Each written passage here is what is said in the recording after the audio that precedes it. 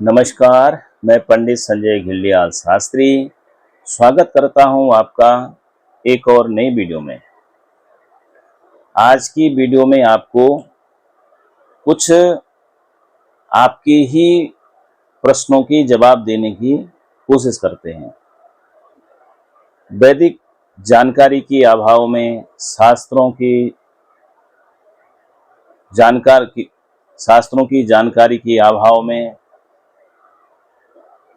लोगों के मन में बड़े प्रश्न होते हैं कि हम ये पूजा कर रहे हैं, हम ये काम कर रहे हैं, तो क्या हमारी पूजा सफल हो रही है या हमें कैसे करनी चाहिए, या इससे कोई पाप तो नहीं लग रहा है। बहुत सी दुविधाएं मन में चलती हैं और उन्हीं दुविधाओं को सोशल मीडिया आजकल और बढ़ा देता है। कई उसमें ऐसे लोग भी आ गए हैं कि जिनको कोई मंत्रों का ज्ञान नहीं है, कोई शास्त्रों का ज्ञान नहीं है, कोई वेद पुराणों का कोई ज्ञान नहीं है, लेकिन वो फर्जी बातें बता करके, बड़ी ऊल जुलूल बातें बता करके लोगों को भ्रमित करते हैं और फिर लोगों के मन में ज्यादा दुविधाएं हो जाती हैं। वो फिर घबराते हैं कोई काम करने से कि हम ये काम कर रहे हैं। कोई कहता है कि तुमने ये काम कर दिया तो भगवान नाराज हो जाएंगे, तुमने ये ऐसा कर दिया तो ये हो जाएगा, या तुम ये कर दो तो तुम्हें रातों रात जो है करोड़ों की संपत्ति मिल जाएगी। तो नाना प्रकार की ऐसे बातें आजकल आप सोशल मीडिया में सुनते हो। तो आज मैं ऐसे विषय पर बात करने के लिए आया हूं कि आपके मन की जो प्रश्न हैं, कई लोग हमें प्रश्न पूछते हैं, इसलिए हमें पता है कि भाई आपके मन में क्या बातें चल रही हैं, आप क्या जानना चाहते हो। तो उन्हीं प्रश्नों के उत्तर मैं शास्त्र प्रमाण सहित लेकर के आया हूं। आशा करता हूं आपको ये वीडियो अच्छी लगती होंगी, और अच्छी लगती है तो आप सब्सक्राइब किया कीजिए, शेयर भी कर दिया कीजिए। तो और कोई प्रश्न आपके मन में और होते हैं इनसे अतिरिक्त जो आप पूछना चाहते हो, जिसका आपको समाधान नहीं मिल पा रहा है, तो आप उन प्रश्नों को भी पूछ सकते हो। कमेंट करके आप पूछ सकते हो उन प्रश्नों को भी, उनका भी आपको समाधान करने की कोशिश की जाएगी। तो पहला प्रश्न है कि नाम कैसा हो। जब बच्चा पैदा होता है तो लोग उसके नाम ढूंढते हैं कि मैं नाम कैसे रखें। तो आजकल तो लोग गूगल पे नाम ढूंढ लेते हैं और बड़े ऐसे नाम ढूंढने की कोशिश करते हैं कि जो बिल्कुल नया हो, चाहे उसका कोई सार नहीं है, कोई मतलब नहीं है, लेकिन नया नाम लगना चाहिए लोगों को कि भाई कोई ऐसा नाम होना चाहिए। तो ऐसा लोग सोचते हैं आजकल, लेकिन शास्त्र क्या कहते हैं, शास्त्रों की बात सुन लेते हैं कि नाम कैसा होना चाहिए। मंगल्यम ब्राह्मणस्य क्षत्रियस्य बलान्वितम वैश्यस्य धन संयुक्तम शूद्रस्य तु जुगुप्सितम शर्मवद ब्राह्मणस्य शाद्राज्ञो रक्षा समान्वितम वैश्यस्य पुष्ट संयुक्तम शूद्रस्य प्रेप्स संयुतम। कि मनुस्मृति कहती है कि ब्राह्मण का नाम कैसे होना चाहिए, मंगलकारी होना चाहिए। वह जो है अपने नाम के आगे शर्मा लगा सकता है, शर्मा। क्षत्रिय का नाम ऐसा होना चाहिए कि उससे जो है बल, नाम में ही बल का जो है दिखे कि भाई क्षत्रिय नाम है इसका, जो है बल युक्त नाम होना चाहिए। और रक्षा समन्विता, जो समाज की रक्षा कर सके, ऐसा नाम होना चाहिए। और वैश्य का नाम जो है धन पुष्ट युक्त होना चाहिए। वैश्य का काम जो है धन कमाना, समाज को जो है आदान प्रदान करना, जो है किस चीज का व्यापार करना। तो ऐसा नाम होना चाहिए, पुष्ट युक्त नाम होना चाहिए। और शूद्र का नाम जो है सेवा भाव युक्त होना चाहिए। और स्त्रियों का नाम कैसा होना चाहिए, तो स्त्रियों का नाम कहते हैं सुकोमल होना चाहिए, मनोहारी होना चाहिए, मंगलकारी, दीर्घ वर्णांत वाले होने चाहिए। तो ऐसे नाम होने चाहिए किसके? स्त्रियों के। और आगे लिखा गया है कि विवाहे सर्व मांगल्ये यात्रायाम ग्रह गोचरे जन्म राशि प्रधानत्वम नाम राशिम नव चिंतयेत। निर्णय सिंधु में कहा गया है कि बालक का नाम महीने के अनुसार भी रख सकते हो। पहले के लोग ऐसे रखते थे, चैत के महीने में कोई पैदा हो गया तो चैतराम रख दिया, बैसाख के महीने में कोई पैदा हुआ तो बैसाखू रख दिया। तो उससे क्या होता था कि एक तुरंत आभास हो जाता था कि हमारा बच्चा उस महीने में पैदा हुआ है, नाम से ही पता लग जाता था पहले, क्योंकि लोगों के बच्चे भी बहुत होते थे।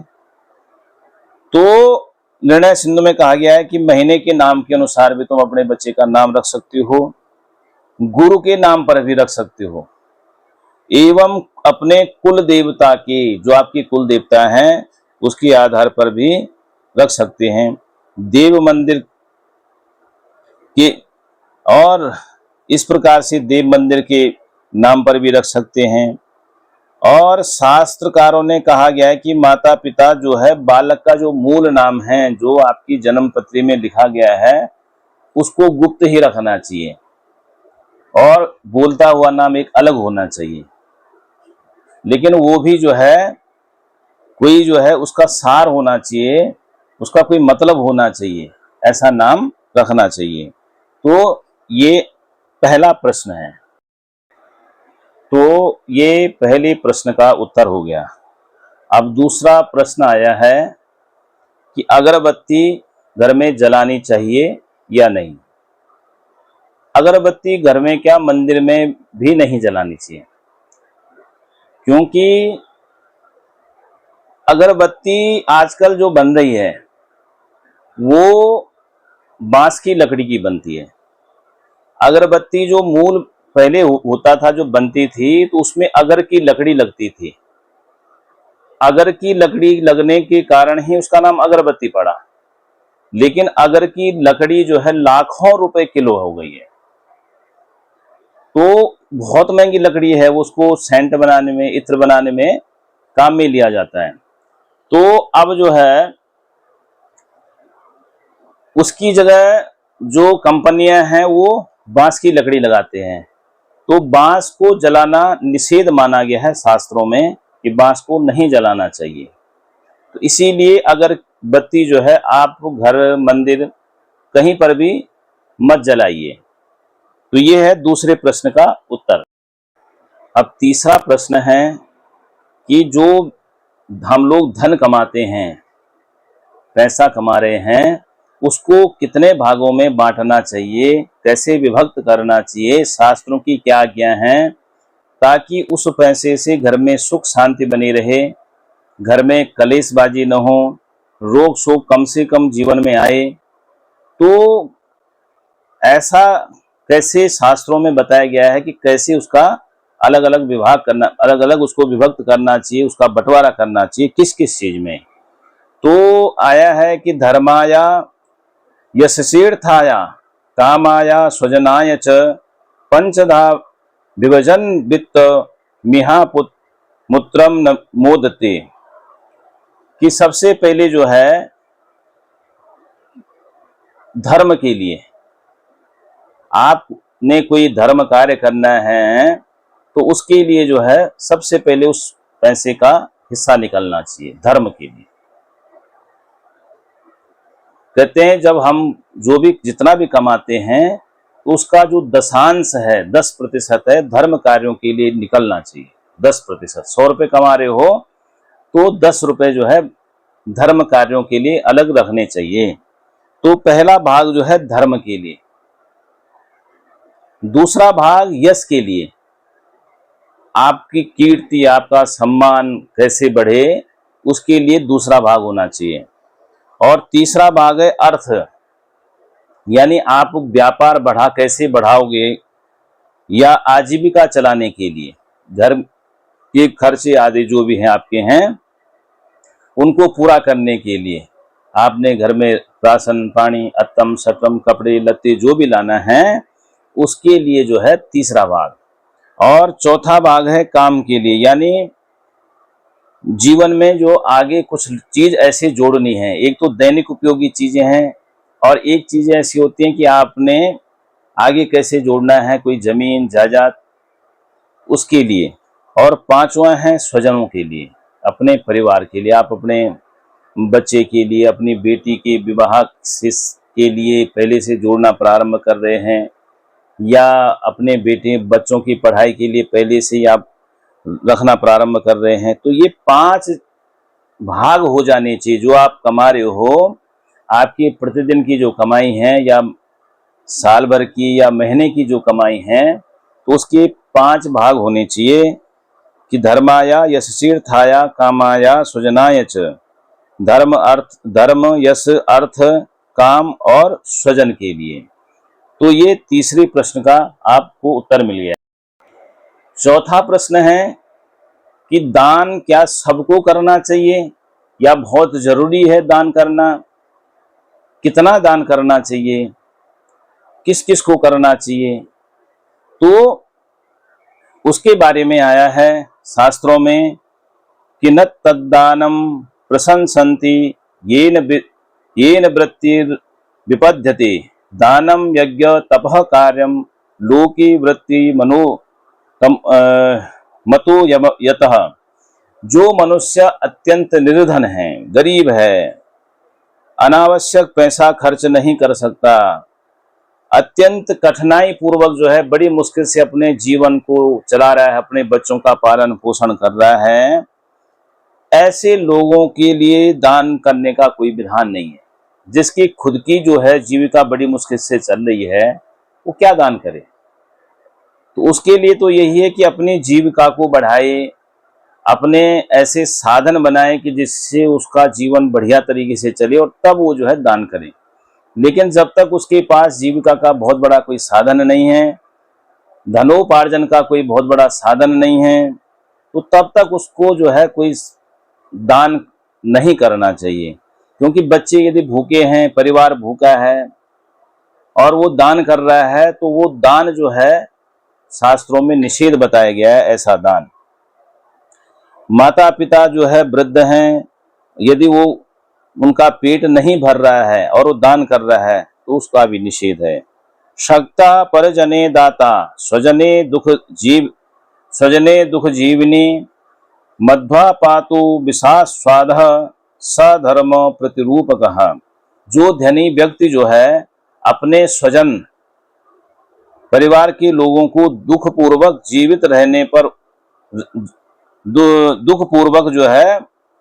पर उनका पालन करने में समर्थ होने पर भी पालन नहीं कर रहा है। कई लोग ऐसे हैं कि वो उनके पास खूब पैसा है लेकिन अपने माता पिता की सेवा नहीं कर रहे हैं, या अपने पत्नी का जो है अपनी पत्नी को दुख पहुंचा रहे हैं, उनके मनोरथों को पूरा नहीं कर रहे हैं, और उस पैसे को वो बचा रहे हैं, बैंक में रख रहे हैं, और समय आने पर दान भी कर रहे हैं, लेकिन माता पिता की सेवा नहीं कर रहे, उनके ऊपर पैसा खर्च नहीं कर रहे, तो वो दान भी शास्त्रों में निषेध बताया गया है। पहले अपने परिवार का सम्मान करो, माता पिता की इच्छाओं को पूर्ण करो और परिवार को प्रसन्न रखो और फिर दान करो। तो ये शास्त्रों में बताया गया है।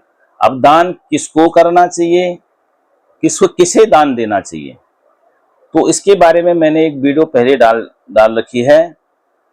तो दान विस्तृत जानकारी उसमें दे रखी है कि दान किसे करना चाहिए, कब करना चाहिए और दान की क्या महिमा है। तो आप उन वीडियो को देख सकते हो। एक प्रश्न और है कि मोक्षदायिनी जगह कौन सी है जहां पर मोक्ष प्राप्त हो जाता है। तो शास्त्रों के अनुसार 7 जगह ऐसी हैं, 7 पुरियां ऐसी हैं कि जहां पर मोक्ष की प्राप्ति हो जाती है। गरुड़ पुराण में आया है कि अयोध्या मथुरा माया काशी कांची अवंतिका पुरी द्वारावती गेया सप्तेता मोक्षदायिका।